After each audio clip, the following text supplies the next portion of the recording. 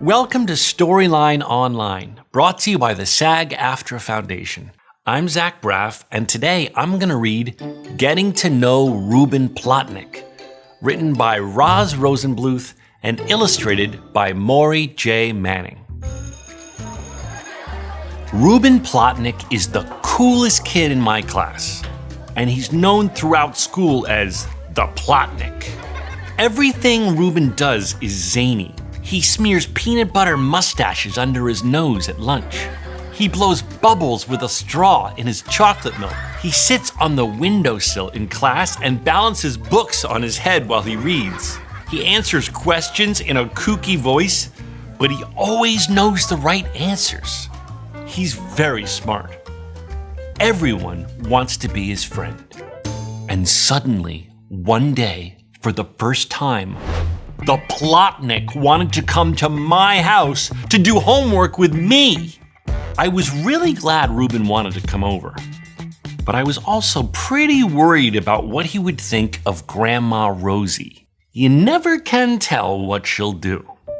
You see, my Grandma Rosie forgets things and mixes things up. Sometimes she sits totally still and won't answer when you talk to her. Other times she rocks so much you'd think she was in some kind of rocking contest. Her hair is white and she's very pretty. She's a great singer too. Her voice is kind of whispery now, but she knows the words to tons of old songs. She still makes the best chocolate cookies I ever tasted, but sometimes she calls me little boy instead of David. Grandma Rosie is also awesome at checkers. And when she's in the mood, we have some good, fast games. Of course, in the middle of a move, she could knock over the board and start an argument with my grandpa Nate, who died 5 years ago. She does this once in a while, and let me tell you, I jump 10 feet every time it happens. But the weirdest thing is when she's just sitting quietly, humming or drinking tea, and suddenly calls out, "Nate, let's waltz!" Since dancing is her favorite thing, whoever's in the room helps her out of her chair, puts an arm around her waist, and waltzes. Even Martha, our pet schnauzer, gets up on her hind legs and follows us around. It's a crazy scene, but it makes Grandma happy. I love my Grandma Rosie, but I was sure hoping she'd be taking a long nap when I came home with Reuben Plotnick that day. Naturally, Grandma wasn't napping.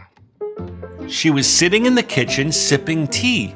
"Hi, Grandma," I said, hoping she wouldn't call me little boy. "This is Reuben Plotnick." Grandma went on sipping. "Reuben," I said, "this is my Grandma Rosie." Reuben waved his pinky at her. "Got any chocolate milk?" he asked me. We didn't have any. So I gave him plain milk, some of Grandma's chocolate cookies, and a straw. Right away, he crumbled the cookies into his glass. "Chocolate milk," he said, laughing hysterically. He laughs hysterically a lot. Then he plopped himself into the kitchen sink with his legs dangling over the edge and started blowing bubbles in his homemade chocolate milk. When Grandma heard the bubble blowing, she looked up at Reuben sitting in the sink. "Hello, little boy," she said in her whispery voice. Reuben looked at Grandma. I could just imagine him answering questions in class the next day in Grandma's voice. In fact, I expected him to say hello back to Grandma in a funny whisper. But Reuben only smiled, said hello in his own voice, and went on blowing bubbles. I wished he'd hurry up and finish so we could go to my room, but he was stuck in that sink like he was planted. Suddenly, Grandma Rosie scraped her chair along the floor and tried to get up. "You want to go to your room, Grandma?" I asked hopefully. She shook off my hand. "Nate, let's waltz," she said, clearly looking straight at Reuben. "Disaster!" I stepped in front of her and put my arm around her waist. "Okay, let's waltz," I said. I could just imagine what a ball Reuben would have with this scene the next day. I could see him acting out the whole thing in front of the class. All I wanted was to get the dancing over with, but Grandma wouldn't budge. "Nate," she said very loudly, still looking at Reuben. "Let's waltz!" And then it happened. Reuben the Plotnick put down his glass, wiped his hands on his jeans, lifted himself out of the sink, and stepped between us. "She wants to dance with me, not you," he said quietly, putting his arm around Grandma's waist. And there they were, Grandma and Ruben Plotnick waltzing around our kitchen. And he was dead serious about it. Not that what he was doing was exactly a waltz, but it was a good enough imitation, and Grandma sure looked happy. I thought I knew the Plotnick, but boy was I wrong. Reuben the class clown had this perfect situation handed to him, sure to get a laugh. But he never acted it out, never imitated Grandma's voice or her dancing.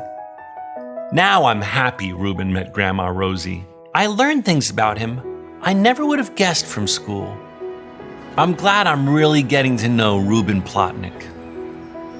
Last night, Grandma Rosie looked up from her dinner plate and called out, "I want the little boy in the sink." Mom sighed and patted Grandma's hand, and Dad shook his head sadly, but I knew exactly what she wanted. She wanted Reuben the Plotnick to put down his glass, wipe his hands on his jeans, lift himself out of the sink, put his arm around her waist, and waltz.